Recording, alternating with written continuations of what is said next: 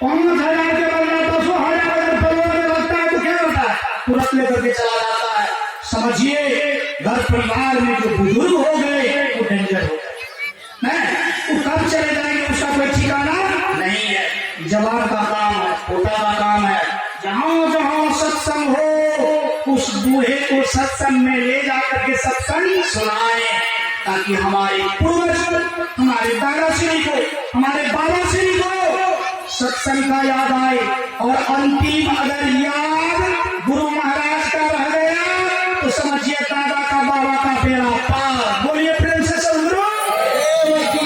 आपको तो पते है कि आपके बाप को, आपके दादा को अंतिम में याद अगर बाल बच्चा का आया तो सुअर योनि में जा सकता है, धन का याद आया सर्प योनि में जा सकता है, घर का याद आया बेताल योनि में जा सकता है, लेकिन गुरु और प्रभु का याद आया तो सब लोग जा सकता है। बोलिए प्रेम से सदगुरु।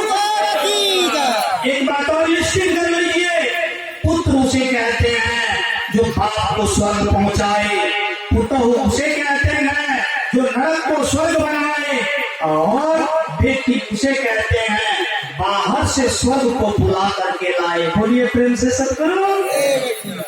बाप स्वर्ग कैसे जाए? अपना लोग सत्संग सुनाएंगे तब ना, सत्संग कैसे सुनाएंगे? इसलिए प्रकार का दिक्कत है।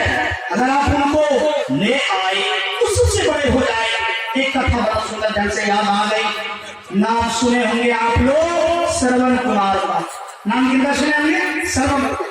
श्रवण कुमार अपने माँ बाप को ले गया तीरथ कराने के लिए।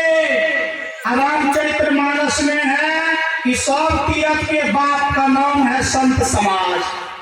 सब तीरथ के बाप का नाम क्या है? संत समाज है ना। संत समाज, संत समाज सबसे बड़ा तीरथ है।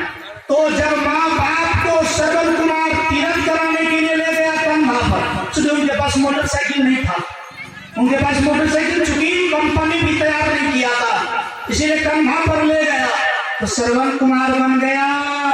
यदि आप लोग भी मोटरसाइकिल से सत्संग में माँ बाप को ले आइएगा तो क्या बन जाइएगा? अरे नए श्रवण कुमार बनिएगा तो कम धोप बनिएगा। एक बार बोलिए प्रेम से सदगुरु। सुबह में हम लोग चर्चा कर रहे थे, विनोद बाबू जब अपनी माँ को मेरे पास लाया, उसकी माँ बोल नहीं सकती है, लेकिन हाथ पकड़ करके लेते आए और जब बैठाए तो कम से कम आधा घंटा जैसे हुआ वो बात किया और बात करके बहुत प्रसन्न हुआ। उसी तरह से सब लोग अपने माता पिता को कंधे पर नहीं मोटरसाइकिल पर, गाड़ी पर बैठा करके लाइए, सत्संग सुनाइए और श्रवण कुमार का रोल अदा कीजिए। भारत का निशान संस्कृति है। अगर संस्कृति को बचाना है, इसके लिए साहित्य है, साहित्य को बचाना है तो पठन पाठन है, पठन पाठन अगर नहीं करते हैं तो उसके लिए सुंदर शब्द का ज्ञान भी है। इसीलिए अगर इस बात को आप सुनते हैं, कंधे देते हैं, ऐसा करने से कौन चीज होगा? खाली सत्संग नहीं सुनेगा कि संस्कृति भी बचेगा। बोले सुनो, क्या बचेगा? संस्कृति बचेगा। और यदि भारत की संस्कृति बचेगा तो अपना लोग क्या क्या हो जाएंगे? मुक्ति होगा एक, दुख भागेगा दो, सुख होगा तीन, संस्कृति बचेगा चार, एवं प्रकार से सभी तरह से भक्त हो जाएंगे। सभी तरह से क्या हो जाएंगे? भक्त हो जाएंगे। और सभी तरह से सेवा करने के बाद ही अपना लोग उन्नत किस्म का लोग हो सकते हैं, उन्नत किस्म का लोग हो सकते हैं। तो अभी अपना लोग तरह तरह से और तरह तरह की बात को श्रवण किया और वो श्रवण में अपना लोग सुने। एक दूसरे के गड्ढा को भरने से व्यक्ति क्या होता है? महान होता है। और गड्ढा दो तरह का होता है। वो गड्ढा इस प्रकार से, कबीर साहब कहते हैं मन शायर, शायर मतलब बोले सुनो, शायर मतलब समुद्र, शायर मतलब क्या होता है? समुद्र। समुद्र में कितना गड्ढा होता है मुझे कोई बता सकता है? कहीं बहुत ज्यादा होता है। आप जानते हैं ना, एरोप्लेन के ऊपर में चलते हैं उसके लिए नक्शा बनाया जाता है। अगर नक्शा से रत्ती भर भी एरोप्लेन इधर उधर किया और जहां पर समुद्र की अति खाई रहती है वहां शक्ति रहता है और वो शक्ति उस एरोप्लेन को खींच लेता है और डुबा करके समाप्त कर देता है। बोलिए प्रेम से सदगुरु। बताइए, अपना लोग में भी अति खाई हो जाएगा तो उसमें पहले कौन खींचाएगा? जो खाई के बगल में रहेगा वही खींचाएगा। अपना लोग के हृदय में खाई रहेगा तो साल है बूढ़े बहुत अच्छे कहीं कबीर पे पहुंची है जाके हृदय विवेक। जिनके अंदर में दीप जलाने का विवेक नहीं है, क्या वो अपने मन की सायर को गड्ढा को भर सकता है? नहीं भर सकता है। अगर नहीं भरेगा तो बच पाएगा? नहीं बच पाएगा। इसीलिए सुन लीजिए, मनसा लहरी बूढ़े बहुत अच्छे कहीं कबीर पे पहुंची है जाके हृदय विवेक। वही आदमी भरता है जिनके अंदर में विवेक है। और एक बात कहते हुए मैं वाणी में विराम लूंगा। अगर आपका घर गड्ढा है, आपका आंगन गड्ढा है, आपका दरवाजा गड्ढा है, तीनों गड्ढा में सबसे पहले किसने मिट्टी डलवाइएगा? बोले सुनो, किसने? घर में कि आंगन में कि दरवाजे पर? घर में, क्योंकि वहां सोना है, वहां सामान रखना है।